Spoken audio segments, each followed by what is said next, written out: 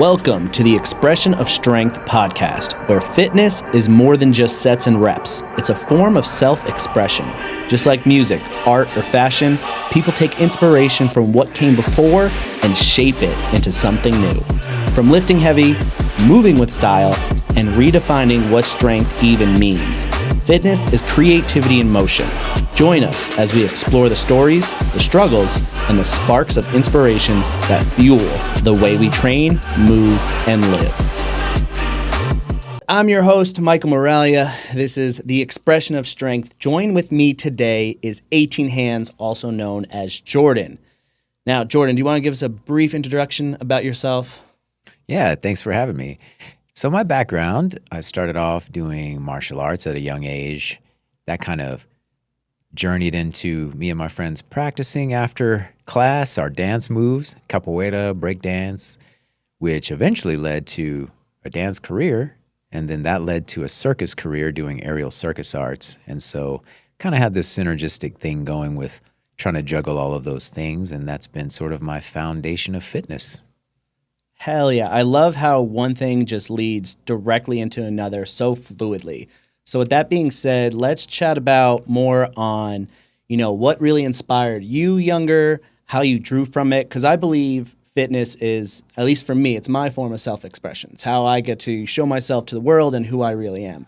And I've drawn on my past influences and inspirations and kind of shaped it into my own. So I want to dive deeper in how you did that at a younger age and how it kind of crafted this martial arts, dancing, circus background. Yeah. So when I was probably around 15 or 16, I had an after-school program. It was like a free program. You come and learn karate.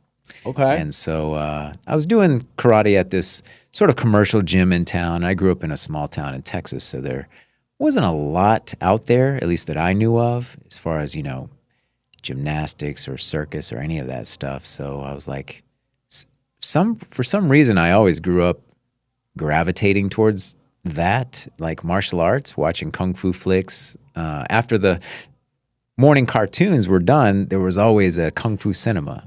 And so I'd always stick around and watch that. And so I would dress up around the house.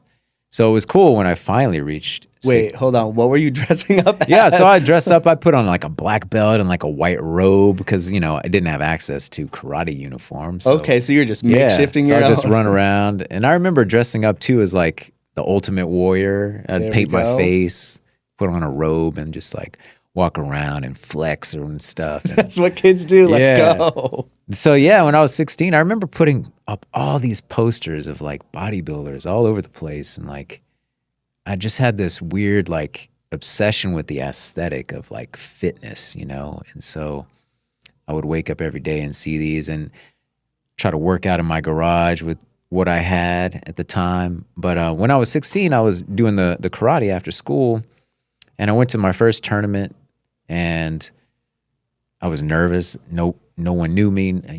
Got my white belt on and stuff, and I lost my tournament. So that was like a big, disappointment, I guess. My parents were there to watch me.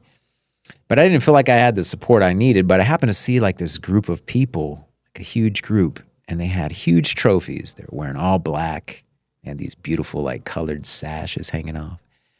I was like, man, these people are racking it up over here. And so then I was looking down because we're in the stands, and there was like a small Asian kid. He was lightning fast. And I was like, what is that? And so my mom happened to say, hey, I know that guy. And she was pointing to their instructor. It's like, really? How do you know this guy? And she said, well, the place where I bought my truck, he's the guy that manages the service center. And so she chatted with him for a second. He's like, oh, you should come check out the school. And it happened to be this school right across from my high school. So, of course, I went over there. And he immediately took a liking to me, and he saw I was checking out these swords that they had on display. And he's like, you want them? I said, you for real? Like, you going to give them to me? And there we go. Okay. And so my mom was like, hey, we can't really afford for you to take these lessons because we just gave our money to this other place for their black belt program, right? Costs a lot of money. And he's like, no, we'll figure it out. And so just ever since then, I started going to that studio, and he just made me do things like clean the studio, clean the mats, Dude, clean the that's mirrors. And, epic. it was like the basic having Karate Kid story. A mentor know where you're coming from and still wanting to feed your curiosity. Exactly. That is like fantastic. Yeah.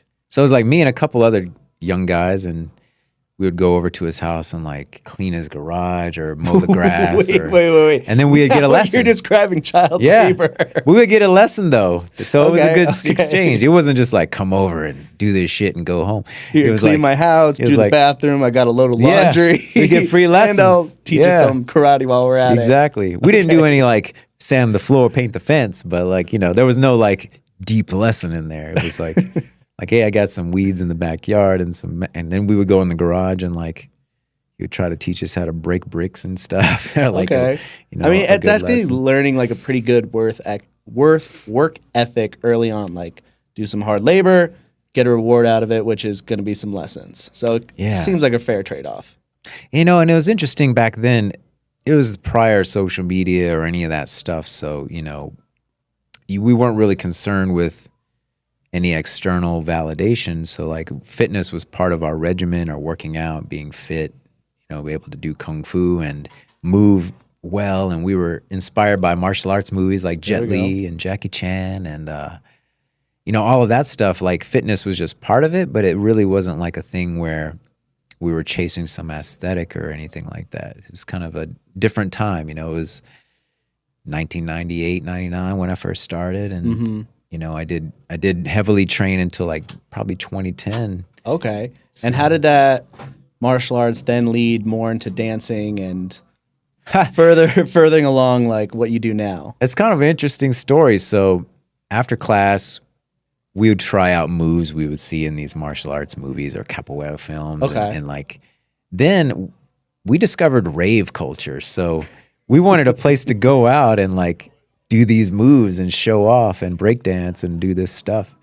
There was a Donnie Yen movie, and he was breakdancing. It was one of his first movies he was in. He was breakdancing and doing kung fu. And we always thought, oh, that's freaking awesome. Like, we like those things too, So you can look it up. I forget the name of it, but it has everything a young dude would be into. He's working out, he's doing kung fu, and he's breakdancing and popping. All the montage clips I want to see. Right? Yeah, exactly. Yeah. So we were like, man, there was this place you could get into. I think you didn't have to even be 18 yet. So we would go there and we would break dance and put on little shows and performances. And and it just kind of continued from there. Like I was kind of a shy kid, so I wasn't as outgoing. That was sort of my way to meet people, because I would just do some moves, and there used to be dance circles back then, and everybody would go in and do their. So would you say at that time you were more of an introvert, and then like going to these parties, these raves, and showing off your kung fu moves, your breakdancing now is your way to kind of showcase and invite people in? Yeah, and at the time I was very naive, of course, because I wasn't aware that a lot of these people were on like MDMA, and that's just drugs. It kind of makes you feel very outgoing, and so people would come in like, "Oh my God," and they show you a lot of love, and then you meet them, and then you see them the next weekend and the next weekend, and then you just practicing your dance moves in the mirror and shit to try to like, oh yeah, I'm gonna do this move next week. That's kind of how it go. Right on. All right, so let's keep rolling forward. That was pretty much martial arts, going into dancing, how you started early on. And then where did the circus really come into play, and how are you combining all three of those things? Yeah, so, I guess I consider like performing. My first experience was doing martial arts at tournaments. You're in front of a big audience. So you get rid of any kind of like stage fright you might have. So that kind of set me up for performing dance. And then I started being able to perform at raves as a dance, specialist, in costumes and cool stuff like that, and getting paid. And during that time, I was also affiliated with a few dance crews. We created a dance crew called Marvelous Motion. It was one of like the hottest studios in Houston at the time. There were like a couple, and they later, like the crew over there later had formed their own thing called IME Dance Crew, and they did America's Best Dance Crew. They ended up winning. But by that point, I was already drifting off into circus arts and sort of incorporating what I did with dance and kung fu into like lira, which is like the steel hoop. And Yeah. not many guys at the time were doing that. And then, of course, I discovered aerial straps, which I thought was like insanely amazing. And I still do. And that kind of allowed me to be more free in my movement too. So, the lira is like a specific apparatus, has a certain style of movement, but then straps, you're basically suspended from the ceiling and using your arms to do crazy things. Do you feel like you're still shifting, like to find the next thing to express yourself? So starting with martial arts, you've come a very long way with it. You've gone a long way with your dance career and then shifted into doing more circus arts and performances. Are you shifting to anything new that's coming out in the future that you're trying to work and dial in? Or are you just honed in on kind of expressing all three of these where you're at? That's a good question. It's, I'm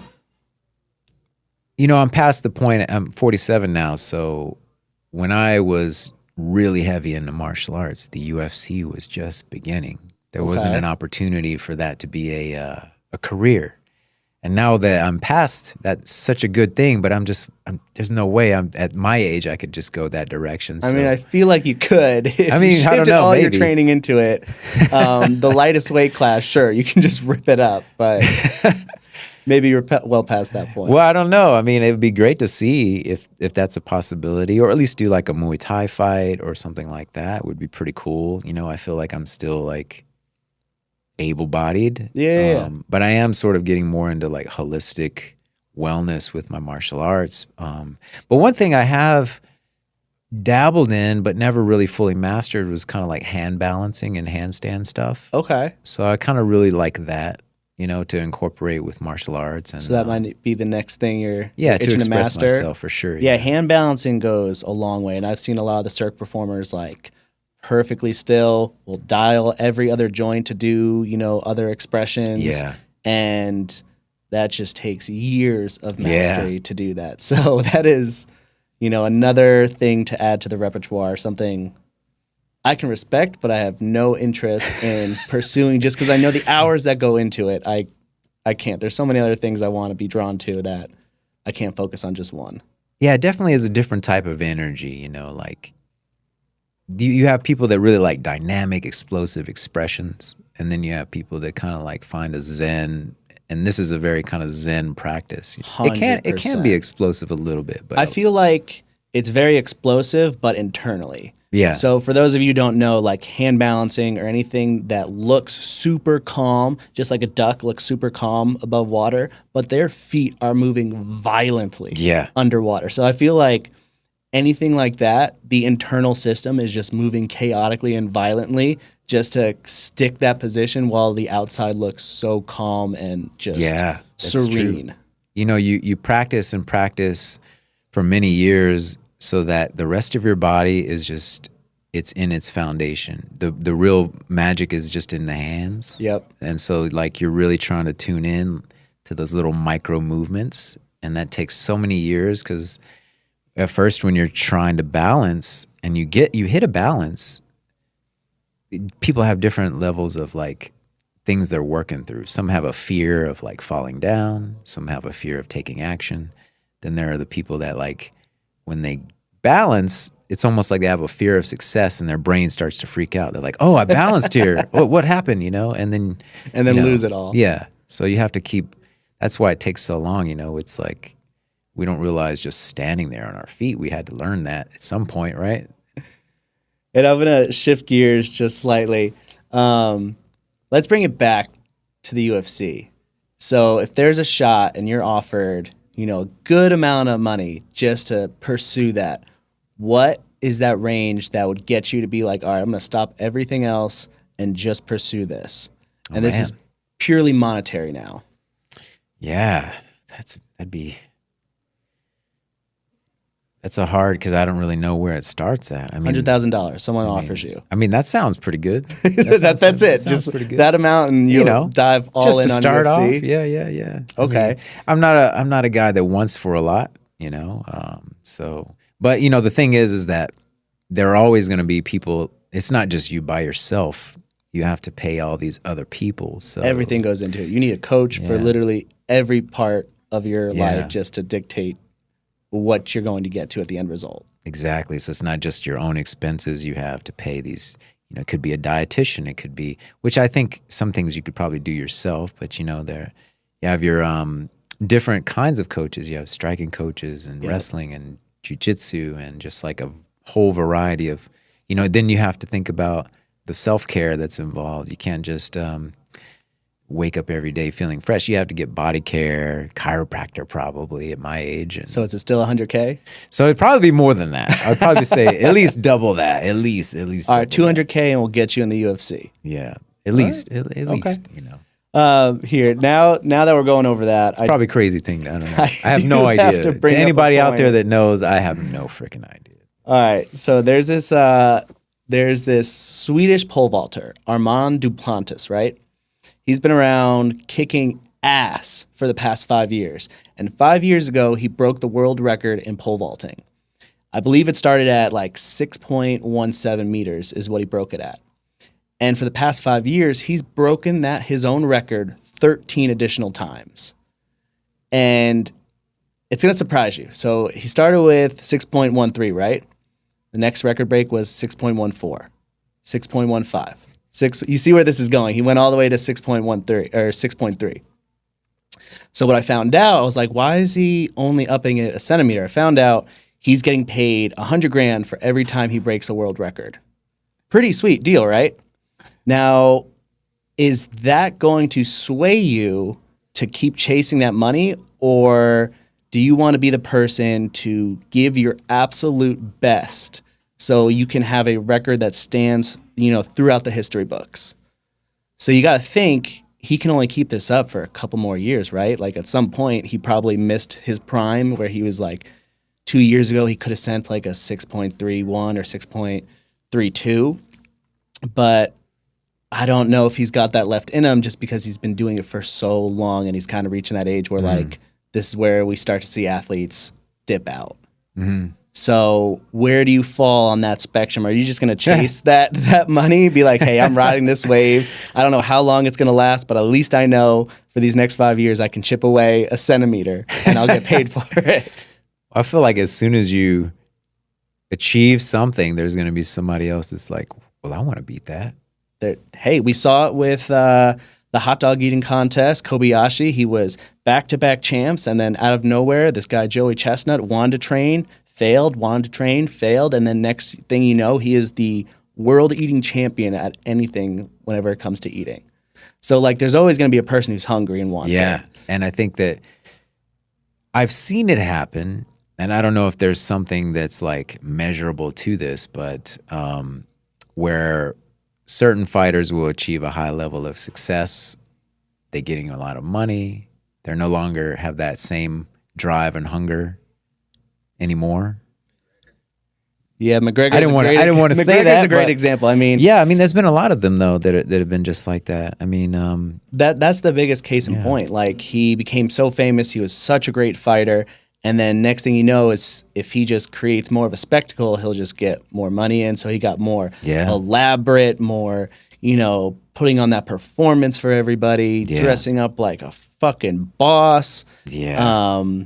So yeah, it's clear like some people are definitely going to be chasing money where they could be dialing in on their performance. Which, those people always come from some point in their life where they were doing shitty. They saw a way out of that situation, and so they achieved it. So, I guess at that point, you just have to say, oh, am I checking out? Or like, why am I doing this? Do I need to do this? Is it something that satisfies me to maybe push the limits, I feel like that's the cool thing about doing something solo is that you could probably go longer, but like when you're competing against, like in fighting, individuals, it seems a little different, but like solo, you can say, oh, I did great this time. I want to break this record. But something about fighting, I feel like a lot of ego goes into that. 100%. I mean, kind of has to, right? You got to get yourself in the mindset that like you've already won, you've like accomplish this, and that's what carries you through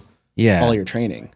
The solo acts, I feel you can chase forever and just see how far you can get. And you're always going to have good days and bad days. That's the crazy thing. You never know if you're going to have a bad day. When the day comes, something could be off. I don't know. 100%. And it's it's like that.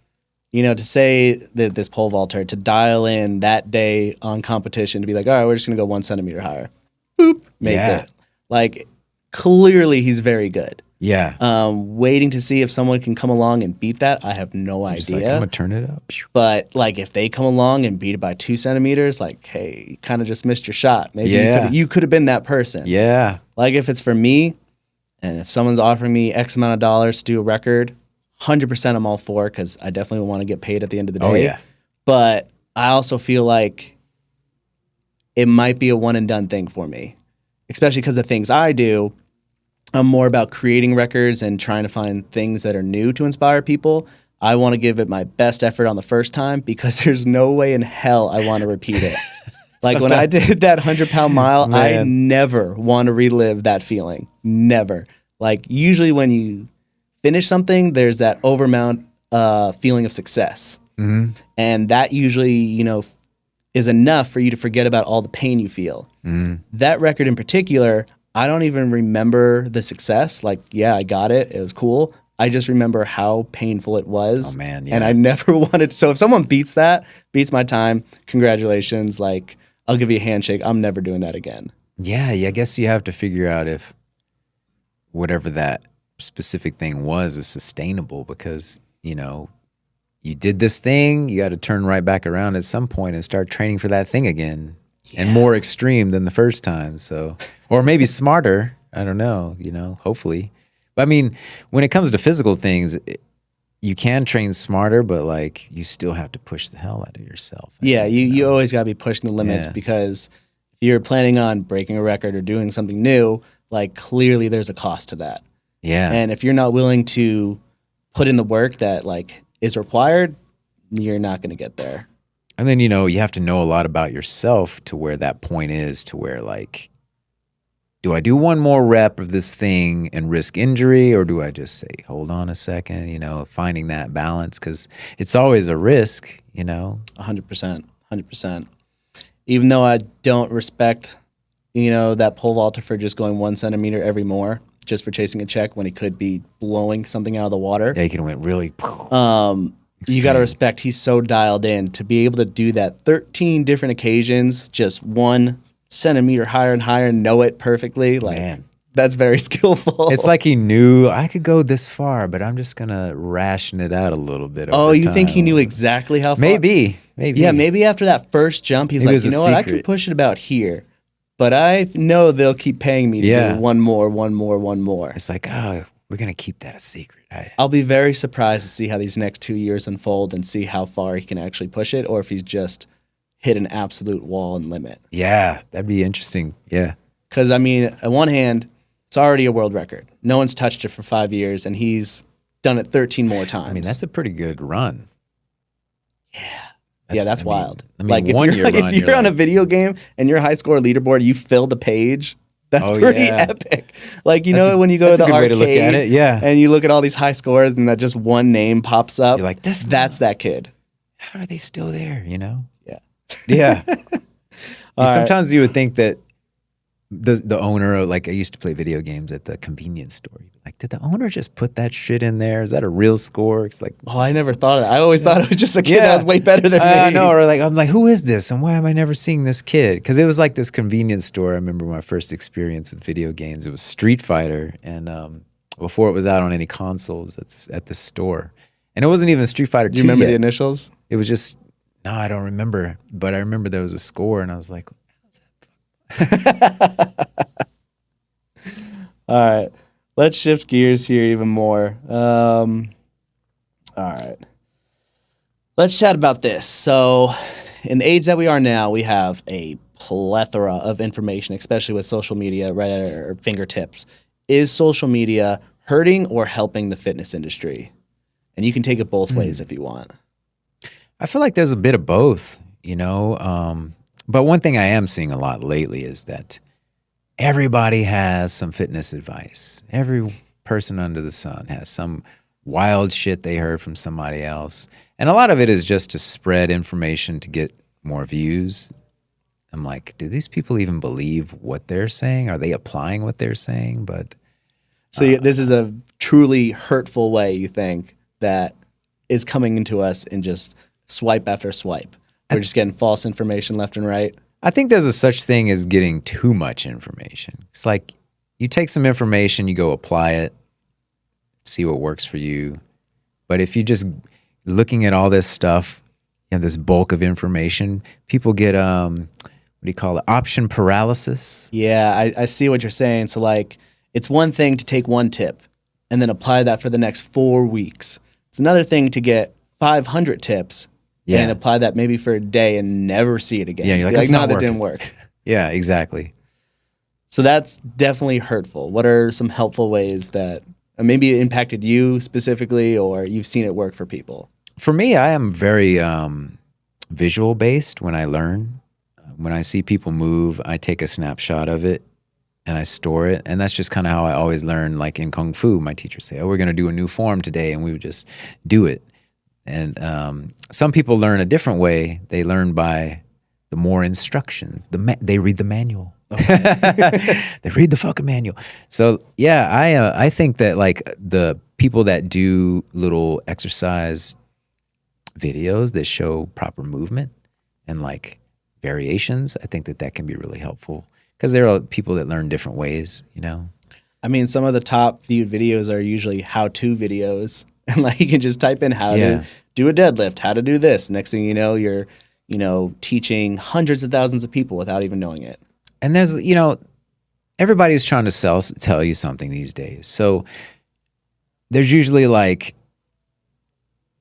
the why you do it, when to do it, but they leave out the how you do it because that's when you want to buy shit. So if you can see somebody that actually says how to do it, then that has a little bit of value. But a lot of times people are trying to sell you something, so they leave out always the how to do it. Always. That's what it's built for. It's built for marketing. Yeah. That's what people are doing. I honestly hate any advice that I see out there that I'm scrolling through. I just ignore it. It's all white noise. I absolutely hate it so much. And like the only thing I think is really helpful is just to see things that I wouldn't normally see on a day-to-day basis. Like if I'm scrolling through and Red Bull pops up and there's this guy skating on a half pipe that's suspended by a hot air balloon, that's epic. I would never see that just walking around and like look up and just see that. But no, now I get to see that and I'm inspired and I want to create some epic things just like that. So from a creative standpoint and getting inspiration, I love social media. Like in 10 minutes, I can see something that would have taken a lifetime just to see once. And now I can see all these great things that I can pull from that, gets the imagination going. Yeah, I like that because people are probably sitting around, what can I do that would be, what would be cool? And then they just go try it. And you never see a lot of times I really like to see the failed attempts. Yeah, absolutely. I mean, just because you can see the work that went behind it and you appreciate like how they got there, Yeah, it's one thing to see someone who's clearly mastered it to the point where like it looks so easy that you get off your phone to go try it and instantly fail. Because people are like that too. Yeah, 100%. They're like, I could do that. And you're like, trust me, I've seen plenty of your videos where I'm just like, hey, I might be able to try this, but you've mastered it to a T where I'll just fall over and injure myself trying. Yeah, the behind the scenes where you're falling down and making a fool of yourself. But as far as social media goes, like seeing accolades, drawing from inspiration, and then even finding something new. Like that's what I like to create new things that people necessarily won't try. Most of them are being like, why would you even bother with something like this? But you never know who's going to watch and be like, oh, that's kind of cool. Let me do something like it. Yeah. And at least it gets me out of the gym doing the same routine over and over and over. Like doing that strongman marathon, 26 miles of all different movements is a completely insane idea for someone to just attempt on a Sunday.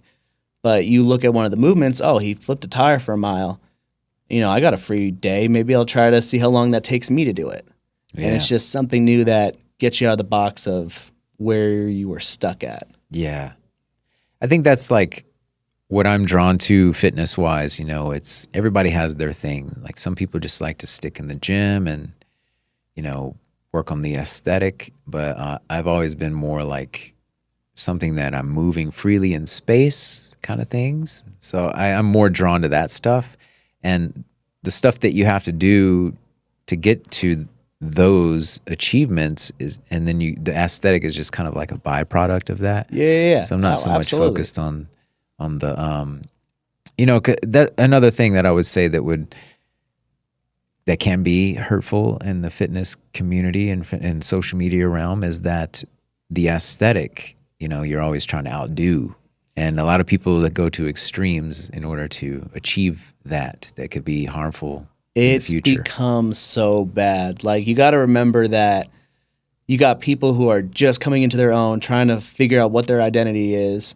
And you got, teenagers looking at these massive, massive dudes that are just like, how do I become that? What's the quickest way possible? Why don't Yeah. I look like that now? And that's where it could become dangerous.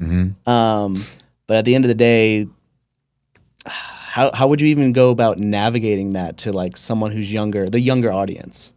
Like I was saying earlier, I had my walls plastered with bodybuilder posters because I always thought that was badass. And like I would watch bodybuilding competitions and stuff and like, but I never actually had a desire to like get huge. And Yeah, it was more just the admiration part. yeah, I'm not sure why, but I just thought because I grew up in the generation that had He-Man characters.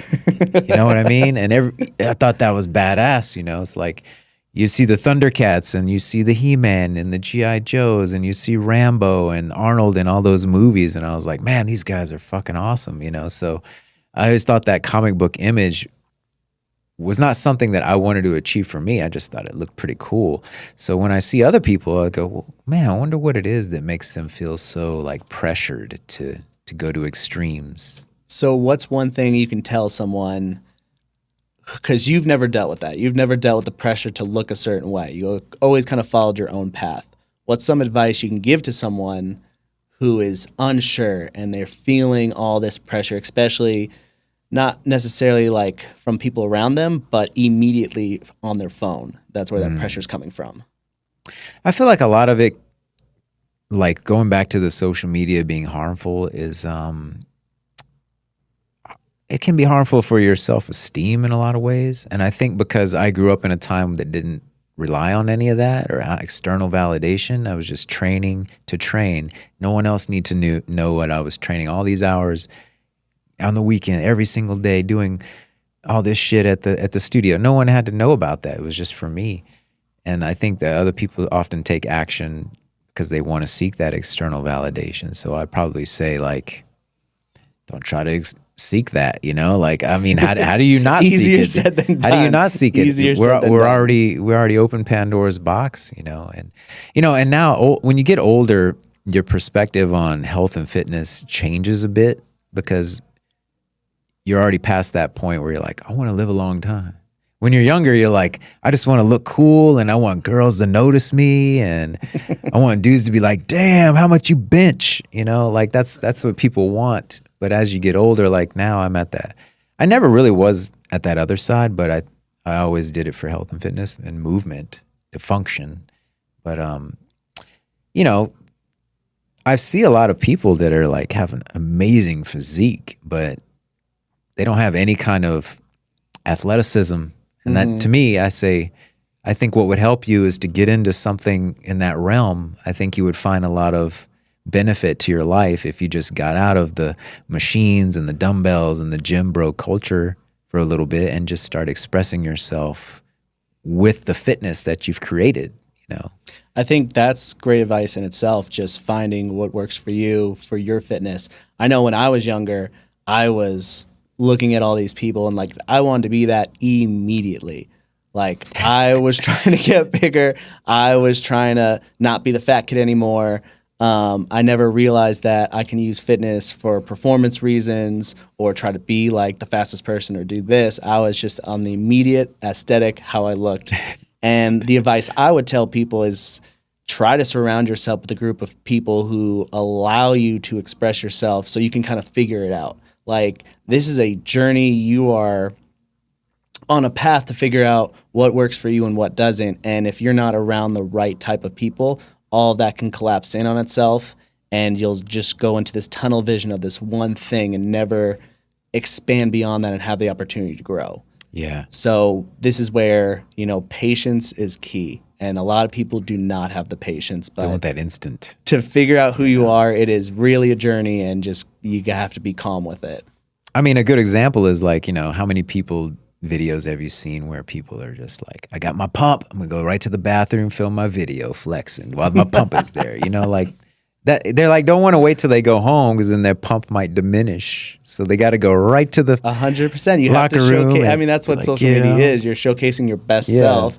Like you said, you like seeing the process and the failures that go along with it, but some of us are just so sought after, like, I need to showcase the best version of me.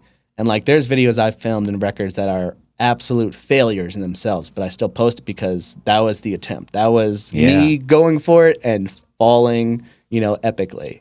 But I think we're at a time where people want to see more of that authentic stuff, I hope I see more of it. Like a lot of the things that come across my feed are clearly staged videos. Oh, yeah, for sure. Or they appear real, but like if you dive in deeper and stick around, that they're just fake and, staged. I kind of want that authenticity back.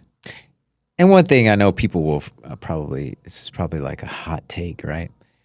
People post their weightlifting videos sometimes. I'm just like, this is the most non-interesting shit. But everybody's into their own thing. But I'm just like, am I really watching you at the gym doing some bicep curls? Like, you thought that was interesting? But hey, I guess it is to some people. Everybody's got their own interests. But to some people, that one lift will make their day.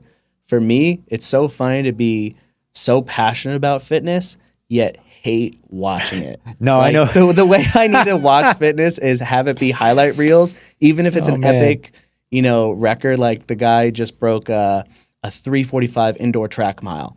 Amazing to break another mile in like this day and age.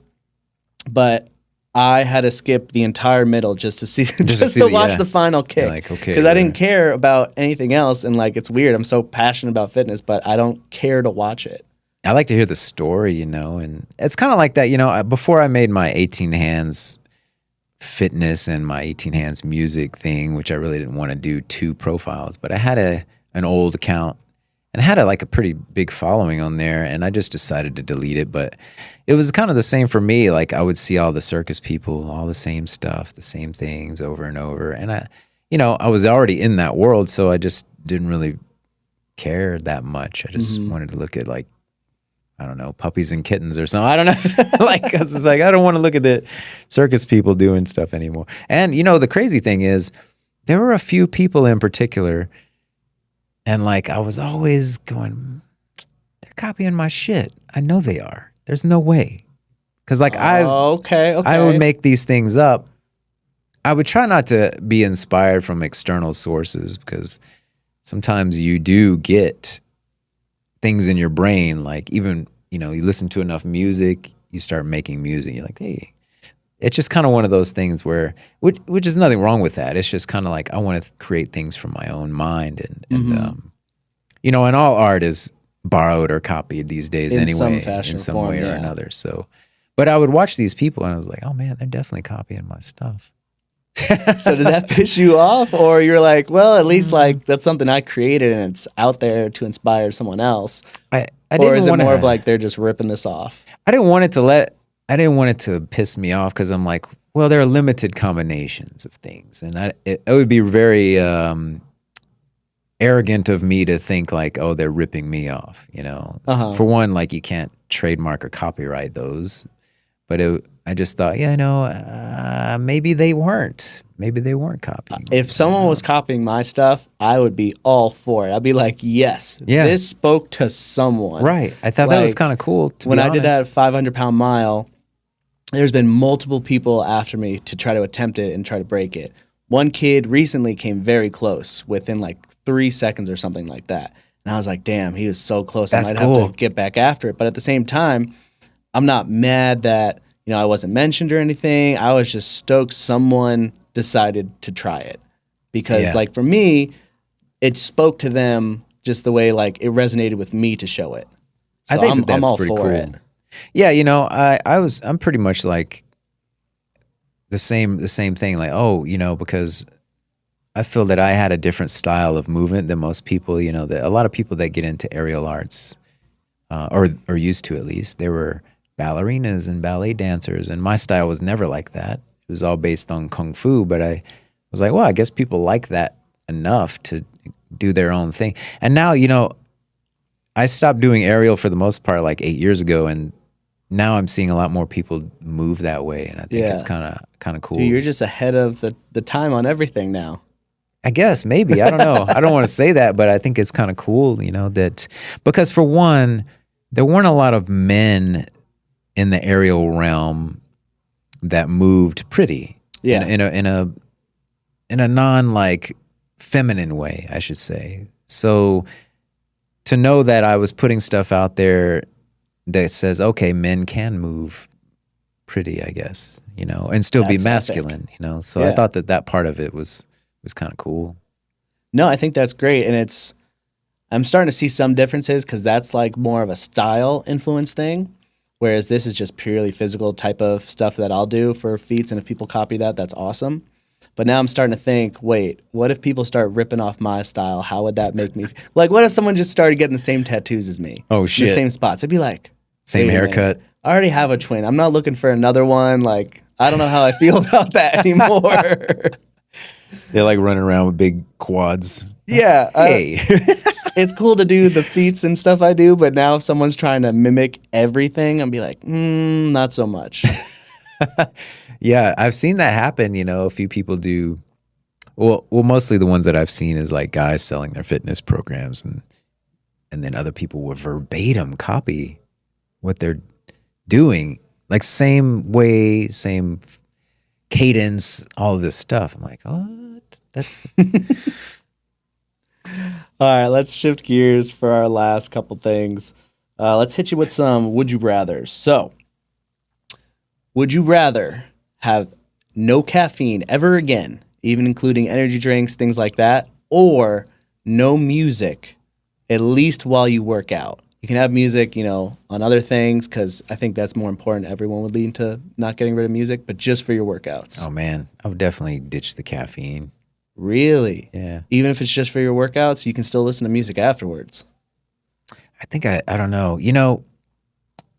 I like working out at home because it gives me the freedom to play my own music. Okay. So music is top tier for you. I'm just like, I can't go into the gym and they're playing loud trap music. I'm just like, what the hell is this? Well, so be no music ever in the gym. So you just be working out in silence. I guess I would have to have, I definitely have to have some music. It's weird working out in silence. I don't want to hear me grunting and, I don't know, man. Caffeine is like utmost importance to me. If that was like no longer a thing, no longer energy drinks or coffee or you name it, like I can live without music for a workout. I can be with my own heavy breathing and heart rate. I guess it depends on what kind of workout. Because like when I do my Tai Chi and Kung Fu, I don't have any music. It's just silence. So, but I also have to have no caffeine for that. I can't be like, jazzed up doing Tai Chi. I can't. But definitely, yeah. Well, I found substitutes for caffeine. So, like spirulina or, something like that. All right. Here's another one I'm going to hit you with. Would you rather PR every time you lift, but you'll be sore 24/7? Oh, gosh. Or would you rather never be sore again, but you'll never PR in any lift? Oh, man. Honestly, I don't know if I ever haven't done any kind of like PR per se, I mean, this can even come with dance moves. Like you'll never be able to hit that pinnacle next move because that would be a best for you. So that next move is always a tunnel away. I'm perpetually sore anyway, so I don't have any freaking, at my age, it's like, man, I took a handstand lesson from a guy yesterday from Cirque, and he's about my age, and I was just like, yeah, we were like sore every day, something hurt. Yeah. We need like at least 30 minutes before each gig to warm up or more, maybe an hour. So yeah, I would probably say like, I would rather deal with the soreness. I'm 100% on the same page. I don't care how sore I am. If I know I'm going to go into a lift and beat it, 100%. Oh yeah. Especially if it comes back to that pole vaulting. Oh yeah, PR, $100,000. Yeah, I'll be sore for the rest of my life. I don't care. Yeah. the energy from an achievement, you'll just forget about it. Yeah, you'll just forget about it. That feeling of lifting a heavy ass deadlift. Can't get out of bed, but fuck it. All right, let's bring this down to one more. Yeah, we'll end with this. All right, what's the craziest thing you've ever seen in the gym? In the gym? Ooh. Well, I go to the circus gym, so I see circus crazy shit all the time. So it's like, it doesn't have to be crazy moves. Man. It can just be like a bizarre story. A bizarre story. Something just like, what is this person doing? Oh, wow. Well, so I remember my first few months in Vegas, my friend took me to one of the gyms, and there was this fucking guy running around in there, and he would hit the bag, go crazy. And the bag was set up in this really awkward area too. There's not much room around the bag. And it's like in the middle of the floor where people are lifting weights. So it's already kind of in an awkward place. And he was just, I think he was on some serious pre-workout. He was going crazy on the bag. He'd run over across the room and then run back and forth and just do crazy shit all over the gym. So that's probably one of the craziest things I've seen at the gym. All right, I'll top your story right here because this is by far crazier than that. So there was this gym I was working at. It was a very boutique gym, very high end. You got some of the wealthiest people in the entire world coming here. And I was a trainer there at the time. And there's a thing, if you cancel the session, you'd have to eat the cost of it. But a guy showed up. He was ready to work out, just didn't have his clothes. And he was not ready to eat the cost of a session. This wasn't my client. This is someone else's. I just happened to witness it. So when I saw him walk out of the locker room, my jaw dropped, and not in a good way. This guy was wearing a shirt as shorts. So he literally put his legs through the arm sleeves, tied the waist of the shirt on his waist, and then the neck hole that would clearly show everything, he tied that in a knot too, so there wasn't no longer a neck hole. So he had his legs through the arm sleeves, he tied it up on his waist, and that's how he continued to work out. What? Can you imagine being his trainer, having to stand next to him, having to give him the reps and sets of what he's doing, and walk and handhold him from machine to machine?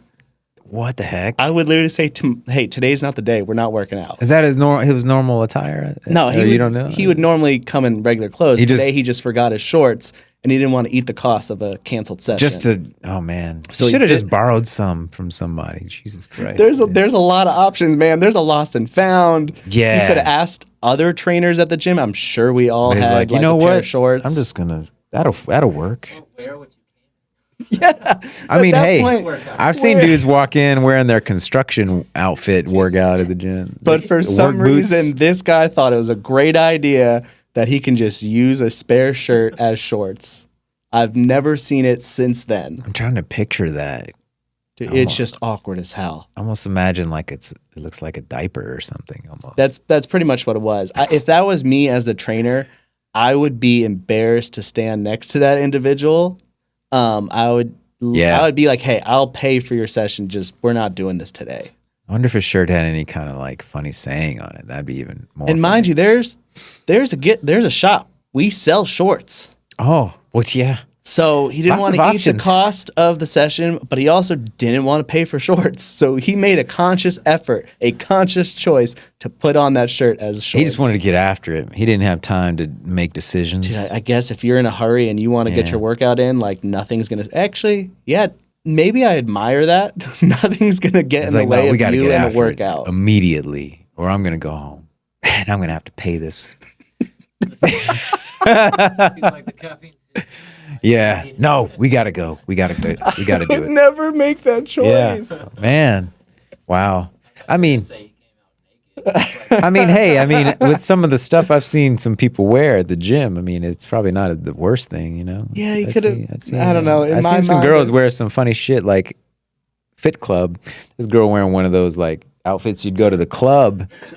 They had like some kind of chain harness thing. I said, is that all she had? Like with Dude, not only that, like Was there- I've seen people in full makeup, full, lash extensions, everything, dressed like they're going to go out, yet they're here to work out and look good while doing it. I was like, man, it was hardly anything to it. I said, okay, maybe that's why people pay a lot of money to go to this gym. They can just, I guess. But with that being said, Jordan, I want to thank you for hopping on this podcast. Thank you for sharing all your insights, all your stories. Thank you. Other than that, that is a wrap, guys, and tune in for next time.